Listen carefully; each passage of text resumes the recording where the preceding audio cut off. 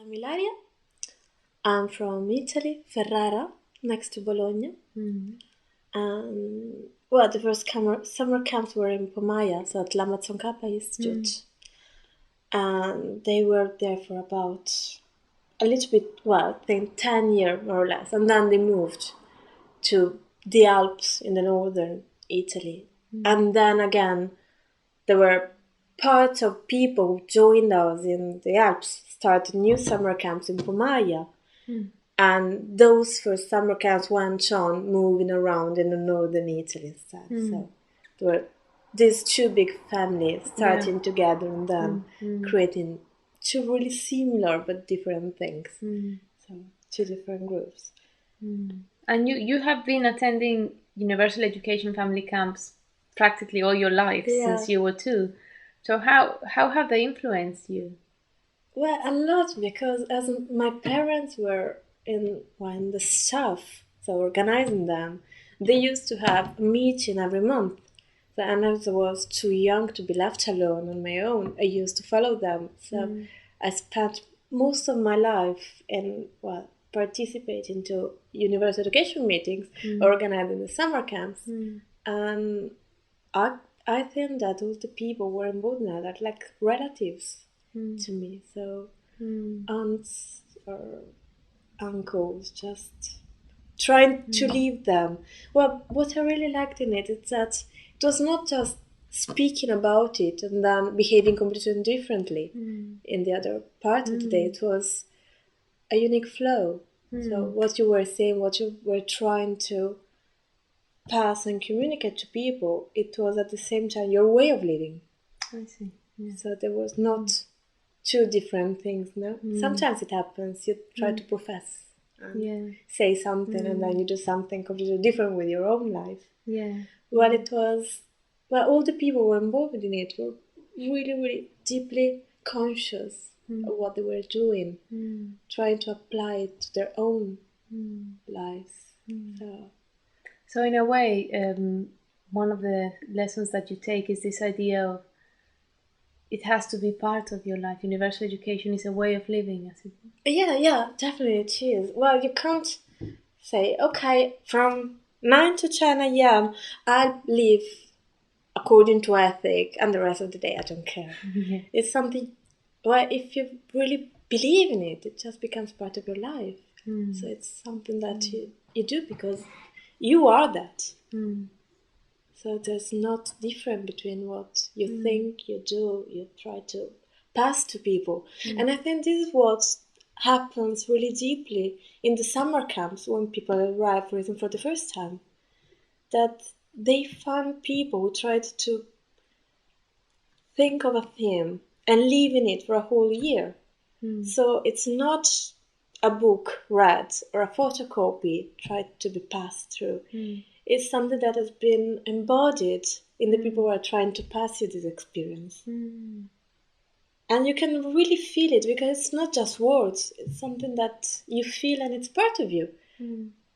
It's like, for me, when you tell, Little Red Riding Hood, okay, you don't have to think of it. You simply know it. Yeah, it's part of you. So if a principle, a name, a value is part of you, you don't have to think of it. You simply live it. And people notice the difference. And I think this is the biggest thing that people notice when they come to our thing. And just for someone who's never been to a family summer camp, can you maybe share how it works? Because you have from like babies, this year little we had children, from teenagers, 13-month-old to 80-something. Wow. That's a big range. Well, the format has changed during the year, so I can tell you what the latest one is. Yeah. So we try to start the morning all together with a little bit of stretching, yoga, reflexology, or things like that, just to awake the body and to start the morning together. Yeah. Then we try to create different activities according to age. There is the little children, that is usually 4 to 6, 7. Then 7 to 10ish, more or less. Then the teenager blocks, and then the adults. Yeah. So, and what they share is the theme. So every summer camp try to follow a line, a theme, an ethical value. So we try to develop it for the whole week through a suggestion that would be a story or some theater, some kind of, what the values are always the same, but you have to make them concrete in a way, because if not, they're just mental and they can't pass. So we try to incorporate them using a story or something, and that story is developed in all the groups, creating different activities according to age.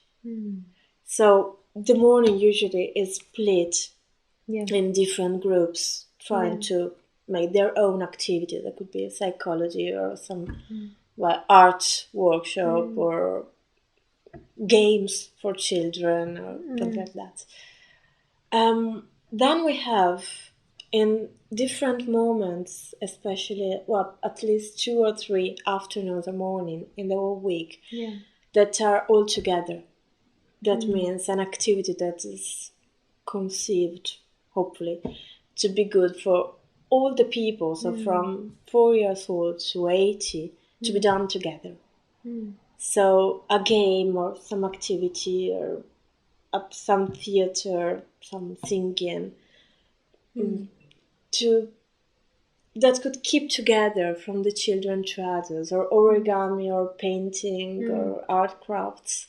So last year we made marble paper with the oil colors, and the next day we made boxes with origami techniques. So, and all the 2 activities have been done from 4 years old to 70, because there's nothing too difficult. So children can learn from adults and teach adults when they're completely useless with their hands, because it's too long that they haven't used them. While children are used to color. So, and sometimes instead adults can help children to be precise and to focus when they're to running too far away.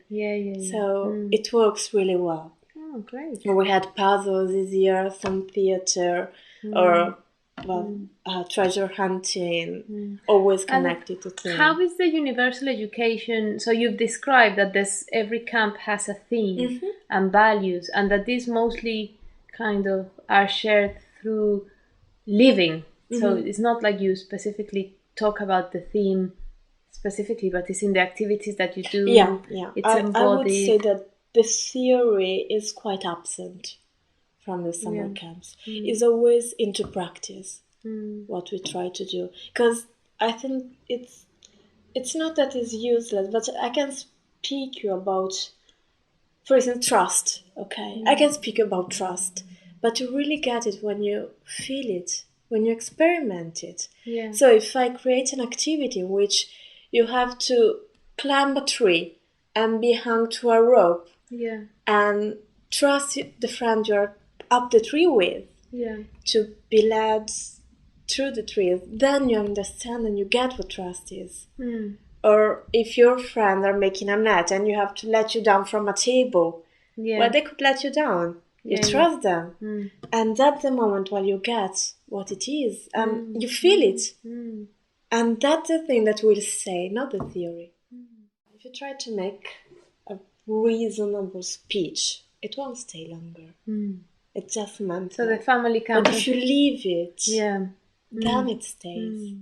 I remember a really beautiful year that was on the tree theme, in which we all together planted a lot of trees. And the last day we planted a already big tree. That was quite a young plant, but already a tree.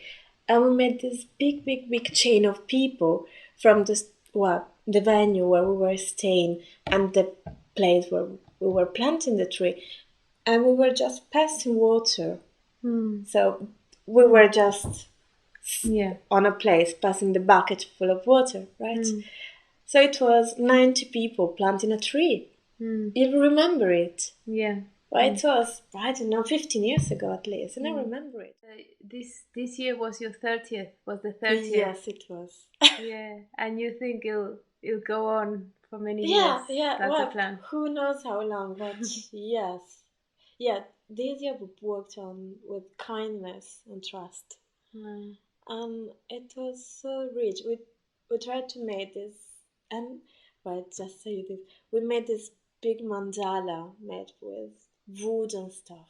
Okay, so with pine cones or branch or little Mm. flowers, and we've done it all together during the week, and we destroyed it in the end. So you take from the wood and you let it go in the wood.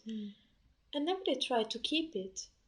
It was just a natural flow to let go, to be kind to environment, to Yeah. just respect other people's job, but just letting go. So it's so natural flow in Yeah. the end.